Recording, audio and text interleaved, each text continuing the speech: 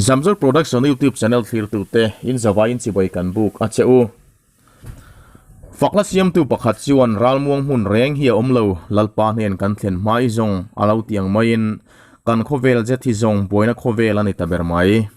China, Taiwan, US, Russia, Ukraine, Azerbaijan, Armenia ram te han thlir hian tension la asang na ro heti mek lain Israel in Gaza Strip an lo ka ve mek boka Israel Defense Forces ten an shoot danin airstrike a hian mi so matanga som in car Palestinian terrorists an thi Nizana IDF ten Gaza Strip PIZ te airstrike an bai chan hi nithum nili z PIZ ten boine siam in Israel an vode urenga IDF ten Taisir Jabari Commander of Islamic Jihad Northern Gaza an kaplum Taisir al-Jabari Commander of the Northern Region Saraya al-Quds baka hian IDF ten current leader of Islamic Jihad Jiyad al-Nakhala an kaplum telbok Israeli Defense Minister Benny Gantz on IDF headquarters at Lengtoa Israel pumpui huapin Iron Dome missile defense system an kaungal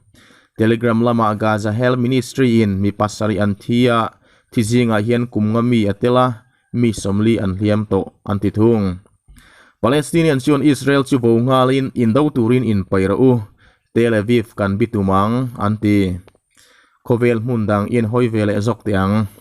China le Taiwan Strait crisis aboi pui berdot tu chu Japan ani China awangin nimin lama Japan z tepo anlim chuak zak maya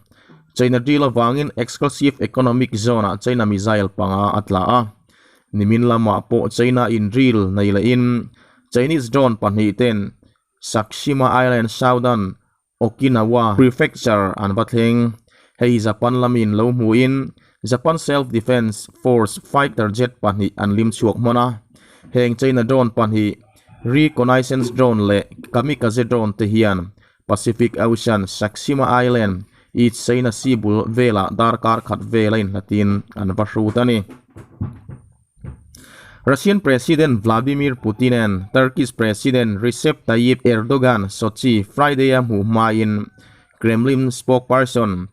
Dmitry Peskov chiwan America yen Pelosi Taiwan azin mangin Beijing an chautua China in sovereignty humtura an malak na yedik ati Russia in America and prisoner exchange say ho pui kan dulo Washington che dalin a zirlo ati vetlat America in Taiwan Strait in dolong le fighter jet atir don